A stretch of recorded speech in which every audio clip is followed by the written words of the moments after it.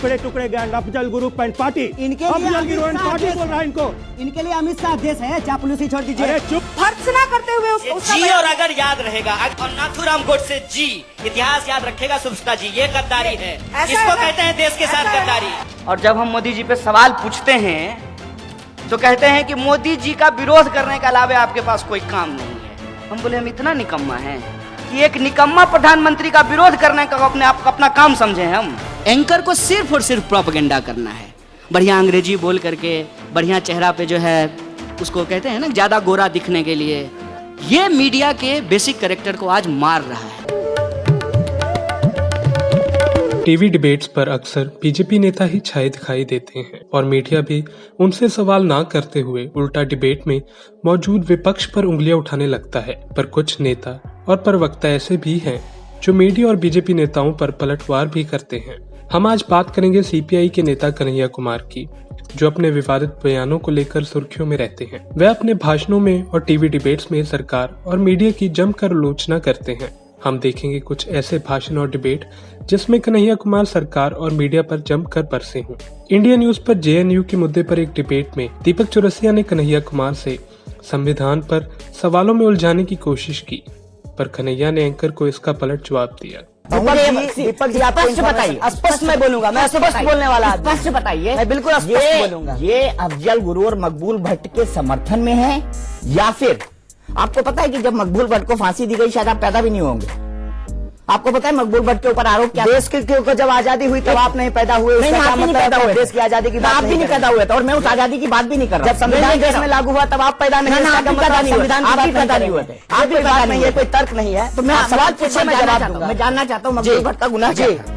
JNU तो secure campus मुझे आप छात्र संघ के अध्यक्ष हैं। आप अगर इंटरेस्टेड है बात को सुनने में तो सुनिए, लेकिन अगर आप किसी खास विचारधारा के लिए काम कर रहे हैं और एक पत्रकार की हैसियत से मेरे से बात नहीं कर रहे हैं, तो फिर आपसे बात करने का कोई मतलब नहीं। मुझे लगता है कि आप इंडिया न्यूज के लिए काम करते हैं, जनता के लिए काम करते हैं। सुनिए, मेरी बात, आप पूरा फैक्ट सुनिए। आपको जितनी उम्र नहीं उतनी साल से पत्रकारी क्या कर रहा है? आप मुझे मत समझाइए। आप मुझे ये बताइए कि क्या उन लोगों को आपने गिरफ्तार कराया? आपने उन लोगों को गिरफ्तार करवाया जो लोग भारत के विरोध में नारे लगा रहे थे? सुनेंगे तब तो। हाँ बोलिए।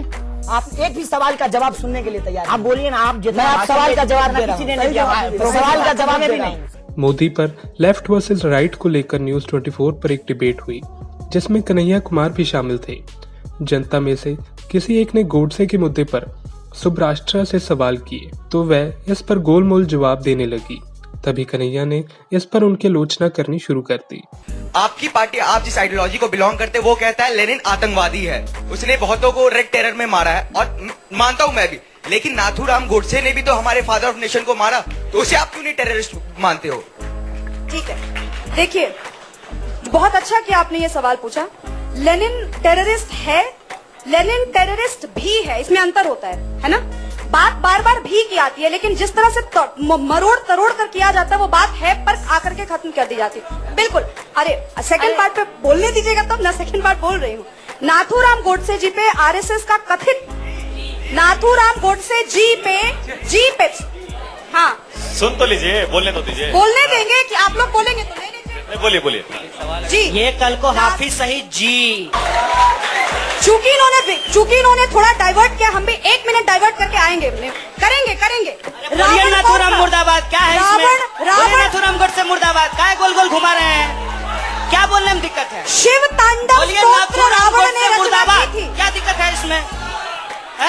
मुर्दाबाद है, इसमें क्या दिक्कत है? गोल गोल घुमा रहे हैं। जैसे हिंदुस्तान जिंदाबाद है, कन्हैया की बात जय है, वैसे नाथूराम गोडसे मुर्दाबाद है। बोलिए इसको। चुप करवाइए इनको, फिर चुप करवाइए इनको। बोलिए चुप करवाइए। अगर उन्होंने महात्मा गांधी का उन्होंने मर्डर किया है, उस पर आरएसएस का कथित बयान है, आप जाकर के पढ़िए उसको। भर्त्सना करते हुए उसका जी और अगर याद रहेगा, अगर हत्या की है और नाथूराम गोडसे जी, इतिहास याद रखेगा सुब्रता जी, ये गद्दारी है, इसको कहते हैं देश के साथ गद्दारी। ऐसा है ना? डिबेट्स में ही नहीं, अपने भाषणों में भी वे मोदी जी और गोदी मीडिया पर पलटवार करते रहते हैं। नागपुर में अपनी स्पीच के दौरान कन्हैया ने मोदी जी की काफी आलोचना की और लोगों को खूब हंसाया भी। मोदी जी बहुत बढ़िया आदमी है और जैसा भी आप सोच लीजिए, हमको कोई दिक्कत नहीं है।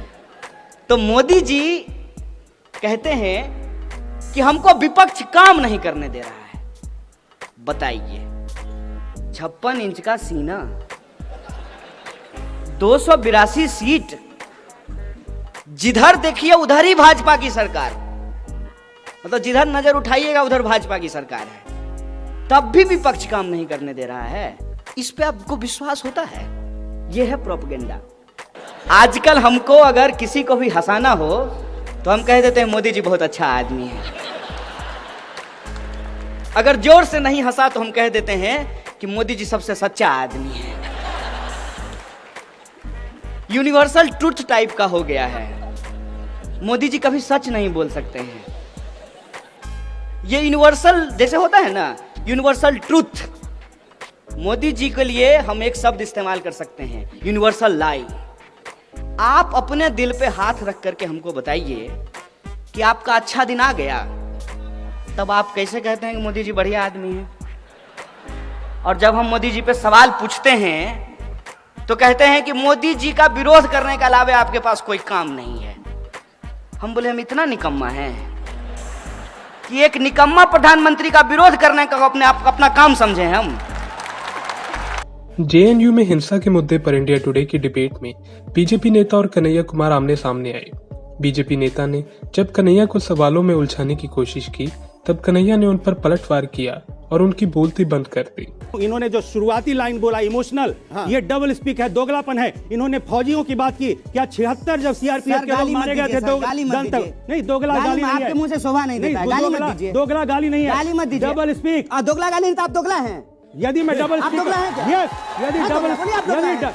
यदि तुम्हारे जैसा मैं बात करूंगा। जन्म कब हुआ आपका? जन्म कब हुआ? 87 में। हाँ, तो इसीलिए आपको तियानामेन स्क्वायर भी नहीं पता होगा।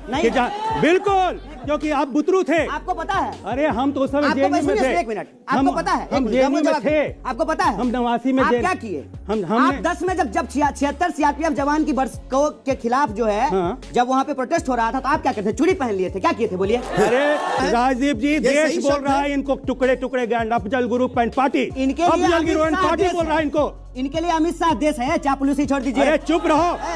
न्यूज 18 पर एक शो जनता के चक्रव्यूह में कन्हैया को बुलाया गया। इस शो में स्टूडियो में मौजूद जनता के सवालों का जमकर जवाब कन्हैया ने दिया और सरकार पर कड़ी आलोचना की। आप लालू यादव जी से मिलते हैं, उन लालू यादव से जो शहाबुद्दीन के साथ खड़े हैं। अब मेरा सवाल आप समझ चुके हैं। वो शहाबुद्दीन जिसने चंद्रशेखर का खून किया, आपके अपने साथी, आपकी विचारधारा के साथी।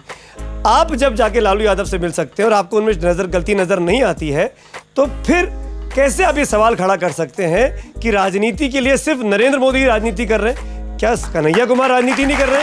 क्या लालू यादव राजनीति नहीं कर रहे?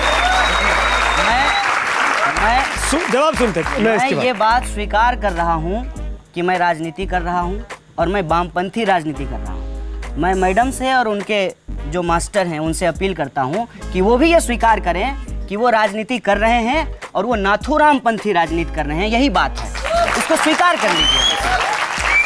कन्हैया, आजाद कश्मीर पे आप क्या कहेंगे? आजाद कश्मीर कहाँ है? नहीं, नारे लगते हैं, आपकी क्या प्रतिक्रिया है उस पे? आजाद कश्मीर जब मैं कह रहा हूँ कि मैं संविधान को मानता हूँ तो इस देश की एकता और अखंडता में भी भरोसा करता हूँ। अपने मन में ही सपना आया कुछ मान लिए, ऐसे नहीं होता है। तो आप आज कहिए कि कश्मीर भारत का इंटीग्रल हिस्सा है। ये आपके ये इसमें कहने की बात है? नहीं, तो आप नहीं कहती हैं क्या? हम तो कहते हैं। आप मानते हैं नहीं मानते हैं? हम तो मानते हैं। आप बोलिए कि कश्मीर भारत का हिस्सा है। कश्मीर भारत का हिस्सा है। मैं आपकी बात का पूर्णतः समर्थन करता हूँ। सर आप क्यों नहीं कह पाते? आप क्यों नहीं कह पाते? नेशनल स्कूल ऑफ जर्नलिज्म में अपने भाषण के दौरान किसी ने गोदी मीडिया पर कन्हैया से सवाल किया। इसके बाद अपने भाषण में कन्हैया ने गोदी मीडिया की काफी आलोचना की और मीडिया क्यों एक तरफ है इसके बारे में भी बताया। एक तरह के लोग वो हैं जो रवीश कुमार को बहुत पसंद करते हैं और दूसरे तरह के लोग वो हैं जो नेशन वांट्स टू नो। मैं बहुत बड़ा इंडस्ट्रियलिस्ट हूँ और प्रधानमंत्री से मेरी दोस्ती है और मैं इस देश का 40% मीडिया ऑन करता हूँ, तो स्वाभाविक रूप से प्रधानमंत्री से कोई सवाल नहीं पूछेगा। दिन भर जो है वहाँ पे भक्ति चलता रहेगा, हैं? और ये सब का सबसे बड़ा असर ये हुआ है कि आज मीडिया से रिपोर्टिंग खत्म हो गई है। पहले रिपोर्टर हुआ करते थे, एडिटर हुआ करते थे, अब एंकर होते हैं और एंकर की पॉपुलैरिटी इतनी ज्यादा है कि वो हर चीज के एक्सपर्ट हैं। वो मंगल के भी एक्सपर्ट हैं, चंद्रमा के भी एक्सपर्ट हैं, वो ज्योग्राफी भी जानते हैं, हिस्ट्री भी जानते हैं, पॉलिटिक्स भी जानते हैं। ऐसा कैसे हो सकता है? क्योंकि एंकर को एक्चुअली कुछ करना ही नहीं है। एंकर को सिर्फ और सिर्फ प्रोपेगेंडा करना है। बढ़िया अंग्रेजी बोल करके, बढ़िया चेहरा पे जो है उसको कहते हैं ना ज्यादा गोरा दिखने के लिए, ठीक है, वो व्यवस्था करके माइक लेकर के उनको एक्सपर्ट बन जाना है। ये मीडिया के बेसिक कैरेक्टर को आज मार रहा है। ये थे कुछ भाषण और डिबेट जब कन्हैया कुमार सरकार और मीडिया पर बरसे हैं। जो काम मीडिया के एंकरों को करना हो वो काम विपक्ष के नेता कर रहे हैं। सरकार से सवाल उठाना ये हमारे मीडिया का काम है और हम उम्मीद करेंगे कि हमारा मीडिया आगे से सरकार से सवाल उठाना शुरू करेगा। Bureau report, Punjab today TV. If you like our channel, please subscribe, and to get notifications about news, please click the bell icon.